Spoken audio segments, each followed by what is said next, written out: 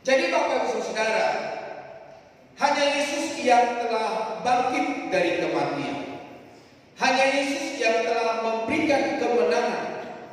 Hanya Yesus Kristus yang naik ke surga dan menyediakan tempat bagimu dan bagiku. Dan firman Allah berkata, supaya di mana Dia berada, aku pun, Anda pun, kita semua bersama-sama dengan Kristus. Bilang dulu kerekanannya, sampai berjumpa dalam kerajaan surga. Haleluya. Nah, Bapak Ibu Saudara, kita langsung saja membuka Alkitab di dalam 1 Korintus pasal yang ke-15. 1 Korintus pasal yang ke-15 ayat yang ke-12 sampai 21. Di dalam 1 Korintus 12 ayat 15, 1 Korintus 15 ayat 12 sampai 21 itu menceritakan tentang kebangkitan.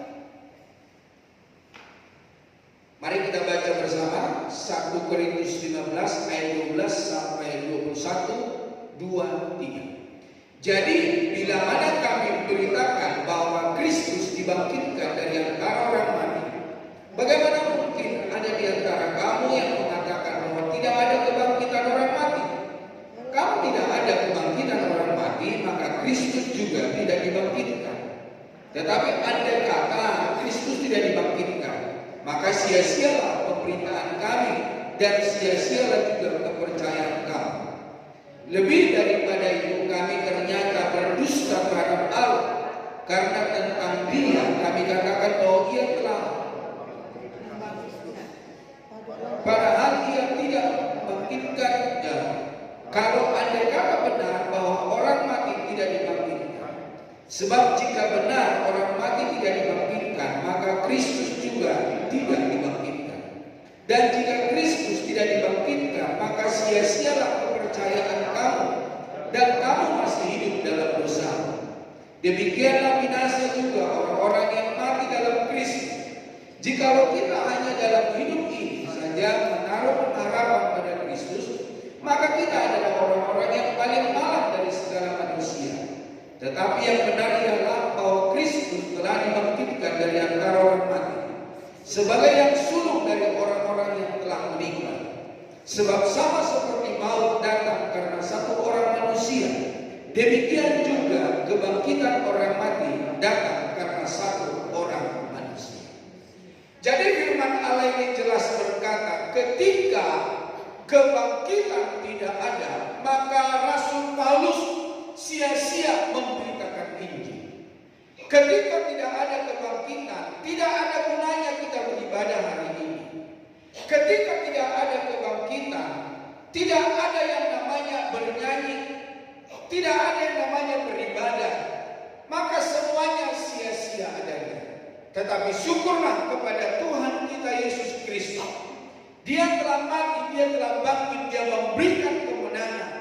Kemenangan atas segala dosa, kemenangan atas segala maut, kemenangan atas segala penderitaan. Dan Dia memberikan kemenangan untukmu dan untukmu. Jadi hari ini Bapak Saudara Tuhan, pastikan setiap kita yang hadir pulang dari tempat ini, setelah kita beribadah, kita adalah orang-orang menang. Menang dari apa? Menang dari dosa. Menang dari apa? Menang dari sakit penyakit. Menang dari apa? Menang dari keterikatan. Menang dari segala hal yang akan menghancurkan hidup kita. Jadi berbahagialah Bapak Ibu Saudara ketika kita ada di dalam Yesus Kristus. Dia yang telah menjamin kemenangan di dalam hidup kita. Tetapi pada akhirnya ada banyak orang yang tidak menang. Ada banyak orang yang masih ikat dosa. Dosa perzinahan, seks bebas, melakukan apa yang duka di hadapan Tuhan. Yang mencuri tetap mencuri, yang berbohong tetap berbohong. Yang mengambil apa yang tidak bagiannya, yang menipu, banyak hal yang dikerjakan oleh manusia, yang apa yang diinginkan oleh diri. Tetapi hari ini saya mau berkata, jadilah pemenang. Seperti Kristus telah memberikan kemenangan atas kita. Jangan lagi berbuat dosa.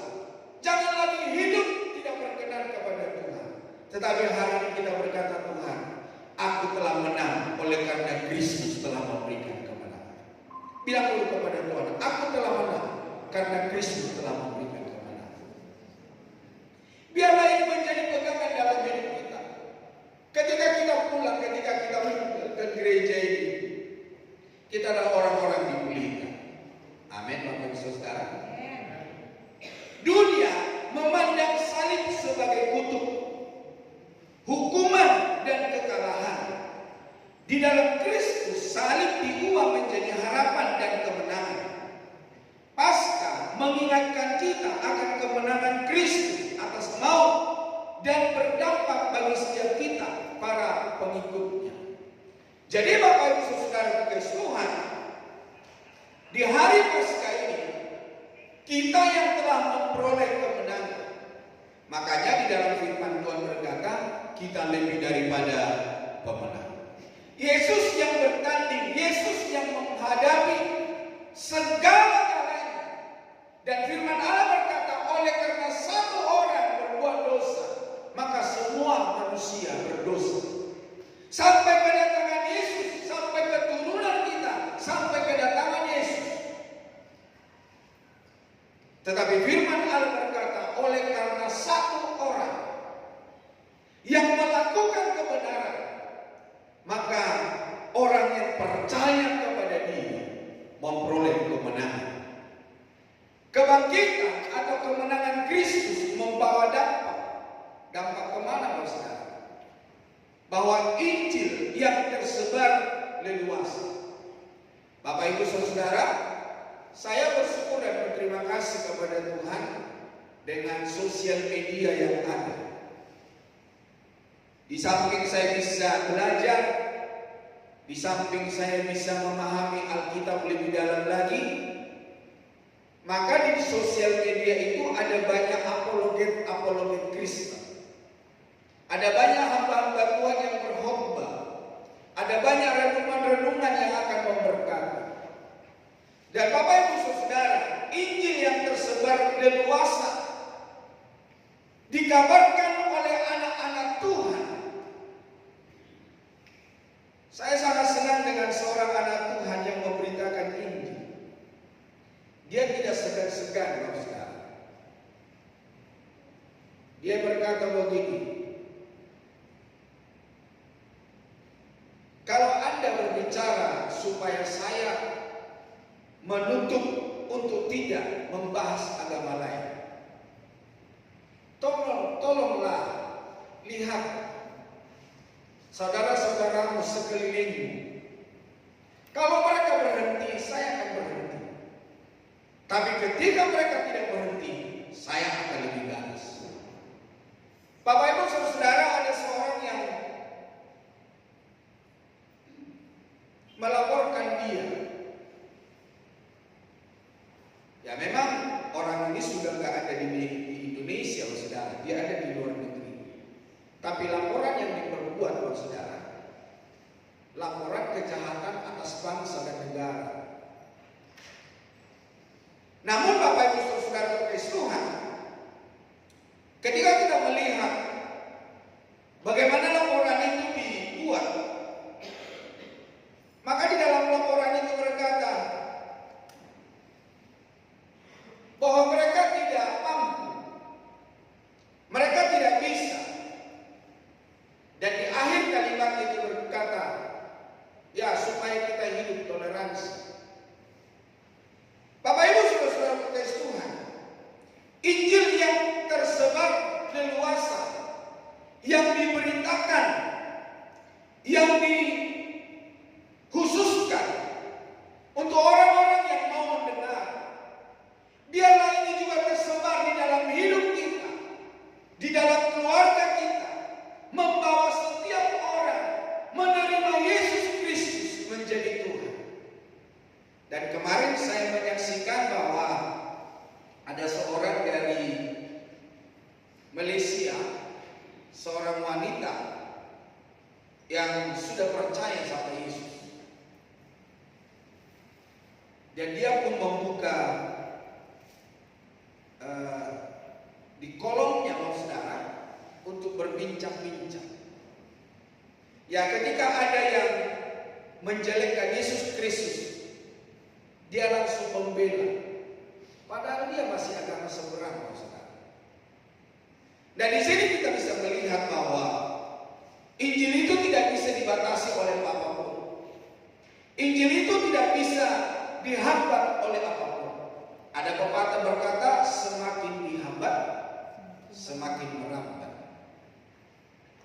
Jika tidak ada kebangkitan Kristus, maka sia-sialah pemberitaan Injil yang dilakukan oleh Paulus dan timnya.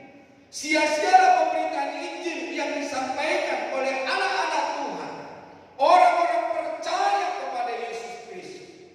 Sia-sialah kita mempertahankan iman dan percaya kita. Sia-sialah kita bangun pagi-pagi mencari wajah Tuhan, padahal Dia tidak dibangkitkan. Tetapi syukurlah kepada Tuhan kita Yesus Kristus. Dia berkata, "Rubuhkanlah bait Allah, saya akan membangunnya dalam 3 hari." Yang artinya, saudara, bait Allah adalah dirinya sendiri, tubuhnya sendiri, dan Dia dapat membangkitkan. Dia tidak mati oleh karena dibunuh oleh manusia, tetapi Dia menyerahkan nyawanya. Makanya di dalam firman Allah berkata, "Aku menyerahkan nyawaku kepadamu." Jadi kematian Yesus Kristus bukan oleh karena hak seseorang, tetapi oleh karena hak Tuhan itu sendiri memberikan kehidupan bagi umat yang percaya. Sama saja dengan memberitakan hal-hal isapan jempol semata ketika Kristus tidak dibangkitkan. Sia-sialah saya berkhotbah pagi hari ini kalau Yesus tidak dibangkitkan. Apakah keunggulan kekristenan dengan agama lain? Tidak ada, saudara. Tapi akhir-akhir ini saya melihat, baik dari agama, tidak tahu dia Hindu atau Buddha, dia pun memberitakan apa yang ada di dalam Alkitab. Dia pun memberitakan tentang Yesus Kristus, dan dia berkata, Dia adalah seorang yang baik, yang penuh kasih dan penuh sayang.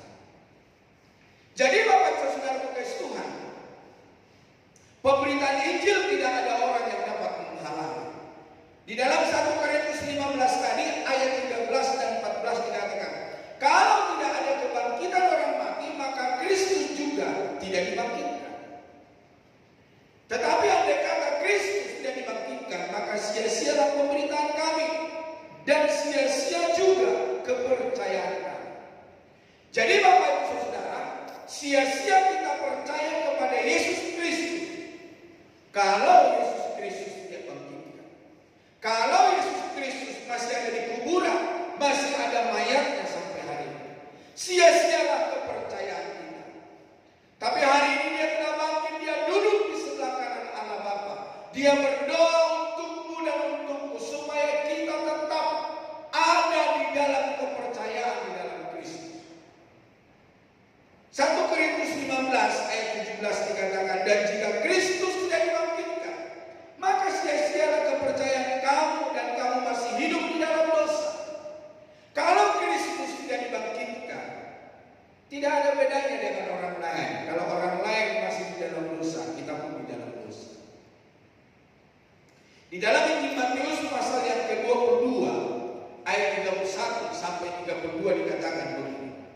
Tetapi tentang kebangkitan orang-orang mati, tidakkah kamu baca apa yang difirmankan Allah ketika Ia bersabda, "Akulah Allah Abraham, Allah Ishak dan Allah Yakub." Ia bukanlah Allah orang mati, melainkan Allah orang hidup. Yesus Kristus Allah orang hidup. Yesus Kristus Allah yang berkuasa atas kematian dan kehidupan. Tidak ada Allah, tidak ada Tuhan, tidak ada sahabat yang sebaik ini. Itulah sebabnya Bapak Ibu Saudara, bagi Bapak Ibu yang masih bergelut dengan dosa, hari ini bertobat, Saudara. Tinggalkan segala dosamu, dosa perzinahanmu, dosa perselingkuhanmu, dosa yang tidak berkenan kepada Tuhan. Apapun dosa yang Bapak Ibu lakukan hari ini. Ada orang-orang, saudara, menikah dengan pernikahan yang di luar Kristus. Dan saya berkata kepadamu hari ini, bertobatlah dan tinggalkan segala dosa dan tinggalkan segala hal yang tidak berkenan kepada Tuhan. Bapak Ibu Saudara-saudara kasih Tuhan, di dalam Injil Yohanes 11 Injil Yohanes 11 ayat 25 dan 26 demikian firman Allah. Jawab Yesus, "Akulah kebangkitan dan hidup.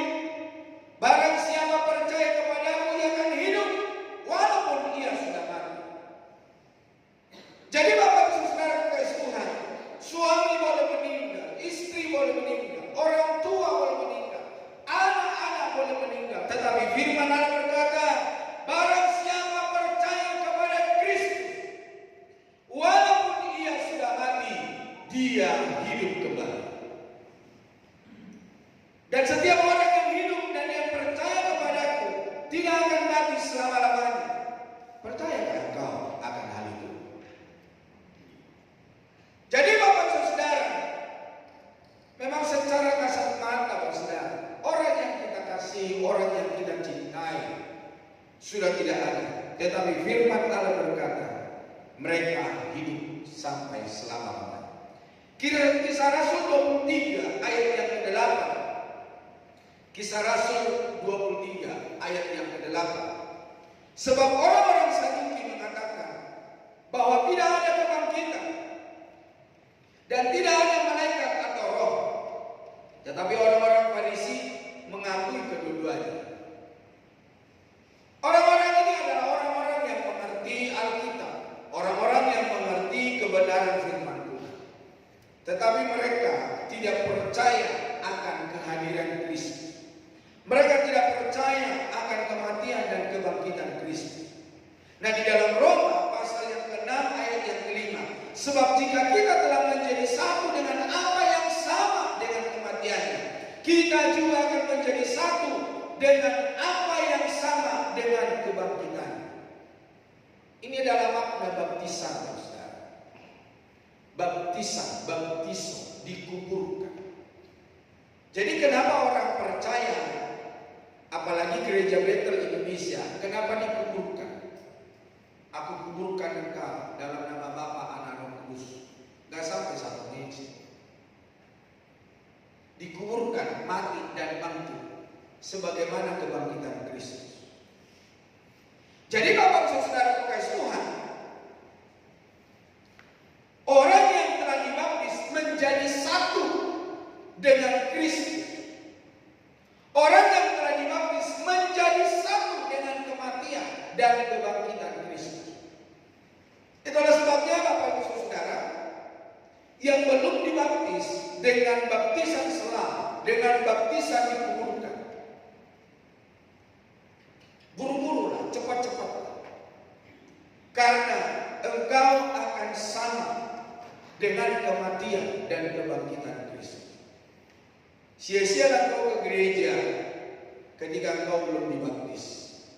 Sia-sialah kau ke gereja beribadah memuji Tuhan kalau kau belum menerima materai kebangkitan di dalam Kristus Yesus. Nah, di dalam 1 Korintus 15 ayat 12 tadi berkata, jadi bila mana kami memberitakan bahwa Kristus dibangkitkan dari antara orang mati, bagaimana mungkin ada di antara kamu yang mengatakan bahwa tidak ada kebangkitan orang mati? Satu-satunya yang memberikan kebangkitan adalah Yesus Kristus. Jadi percayalah Bapak Saudara, Dia yang mati, Dia yang bangkit, Dia memberikan kemenangan bagi kita. Wahyu 20 ayat yang ke-6. Wahyu 20 ayat 6, di situ firman Allah berkata, berbahagia dan kuduslah ia yang mendapat bagian dalam kebangkitan pertama itu. Kematian yang kedua tidak berkuasa lagi atas mereka, tetapi mereka akan menjadi imam-imam Allah dan Kristus, dan mereka akan memerintah sebagai raja bersama-sama dengan Dia 1000 tahun lamanya.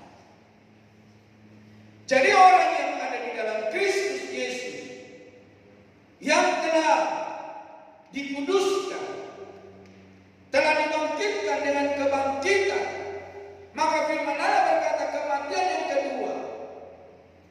Jadi artinya kalau kita mati secara jasmani, ada kematian kedua.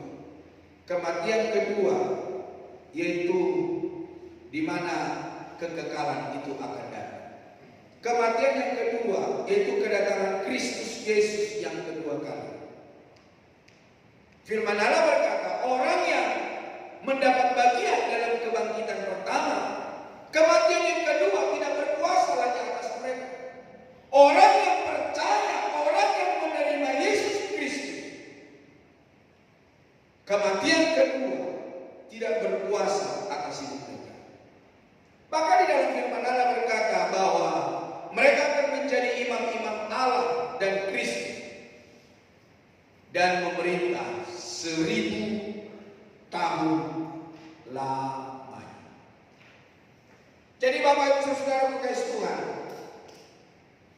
kebangkitan Kristus bukan hanya menjadi isi Injil, melainkan telah memberikan kuasa bagi Injil kerajaan yang diberitakan. Kita memberitakan Tuhan yang hidup, menang atas maut. Tuhan yang dengan kemenangannya itu menjamin penyertaan kepada kita ketika memberitakan Injil.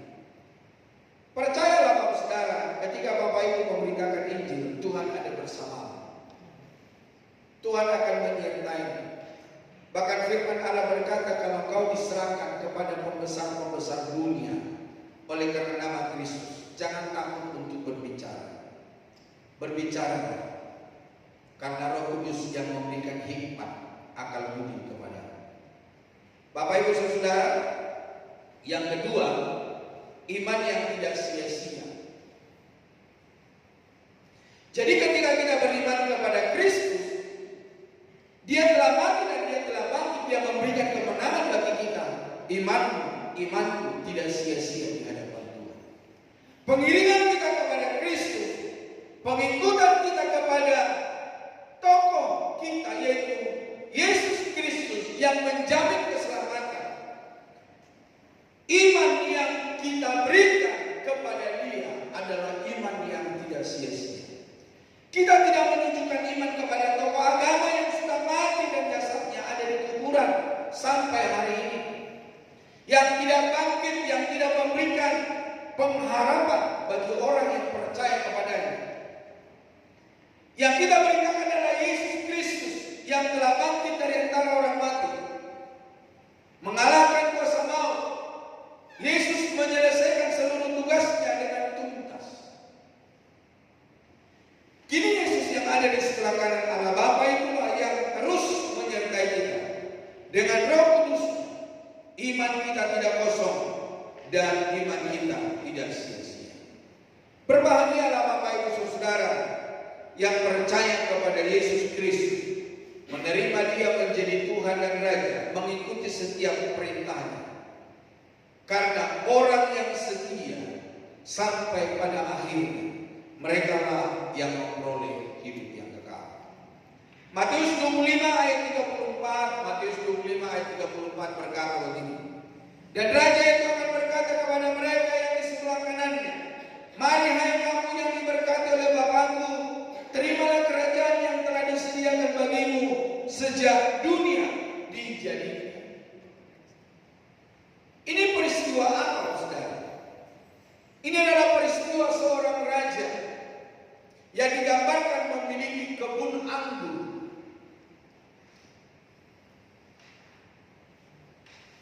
Dan para pekerjanya itu disuruh untuk mengerjakan kebun anggurnya. Dan Bapak Ibu Saudara kasih Tuhan, ada yang bekerja dengan setia, ada yang bekerja dengan anggota-anggota, ada yang tidak mau melakukan tugas dan tanggung jawab. Tetapi Yesus berkata, terimalah kebenaran, terimalah kekekalan, terimalah apa yang menjadi milik bagianmu. Karena kau telah melakukan apa yang menjadi tugas dan tanggung jawab.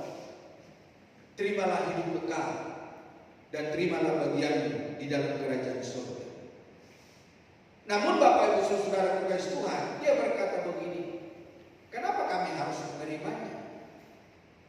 Yesus berkata, ketika aku lapar, kamu memberikan aku makan. Ketika aku haus, kamu memberikan aku minum. Ketika aku telanjang tidak punya baju, engkau memberikan baju untuk aku. Ketika aku di penjara, engkau datang menjemput aku. Tapi orang-orang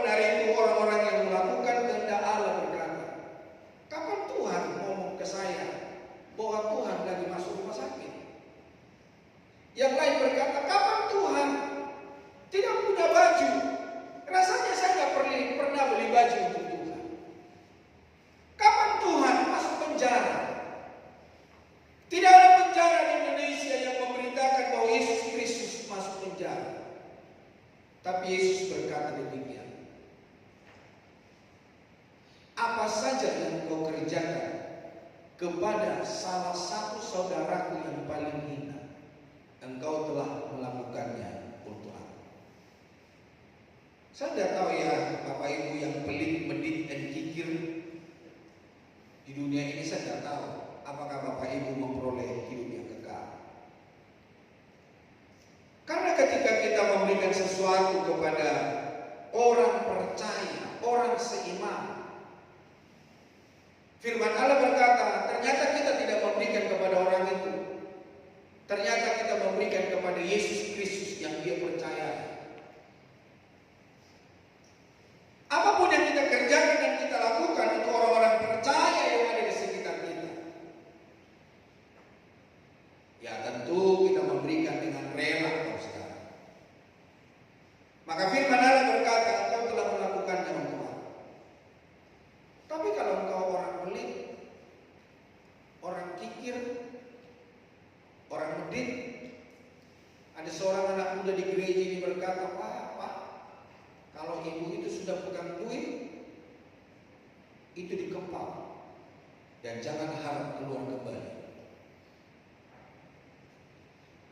Bapak Ibu saudara-saudara berkasih Tuhan,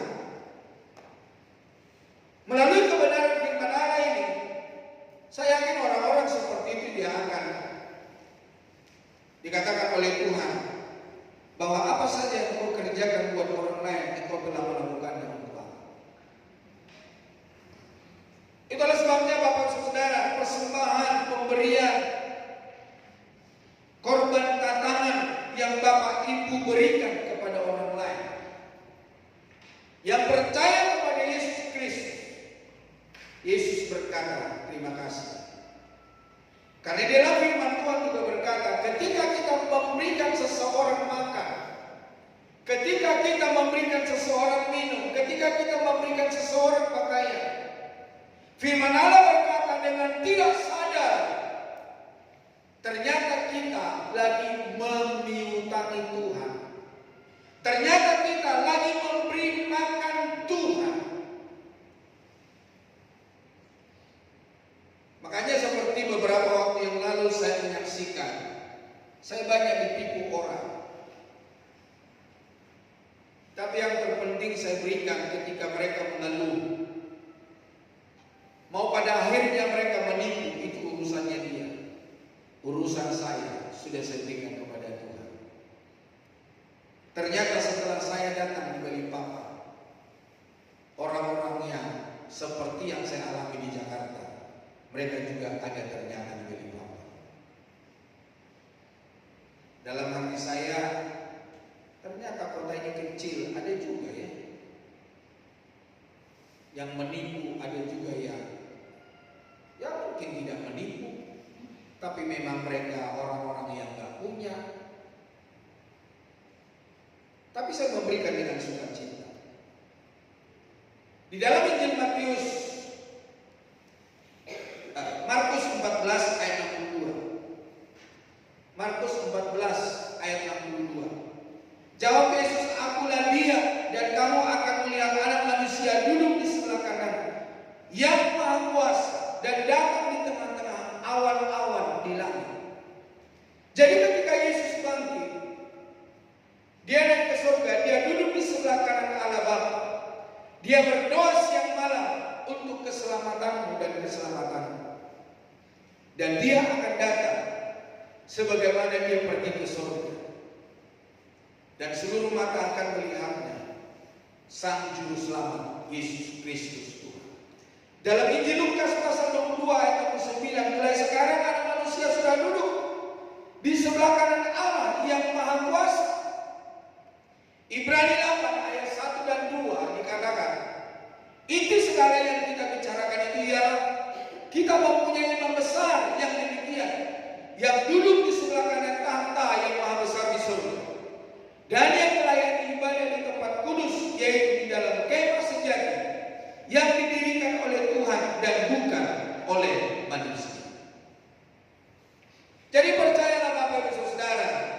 yang naik ke surga itu adalah Yesus Kristus.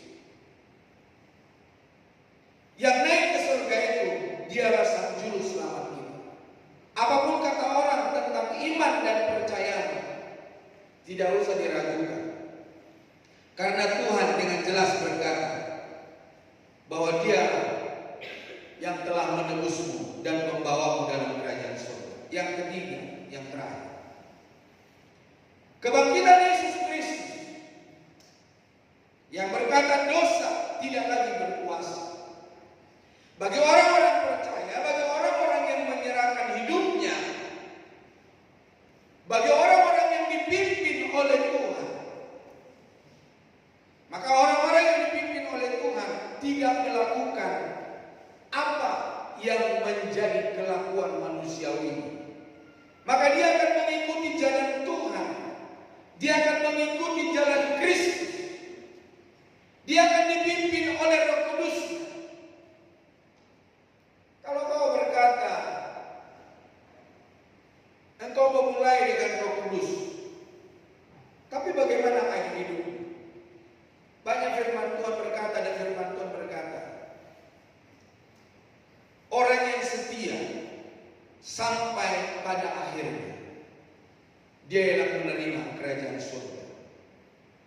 Jadi dosa sudah dipatahkan, dosa telah dikuburkan oleh kemenangan yang diberikan oleh Yesus Kristus.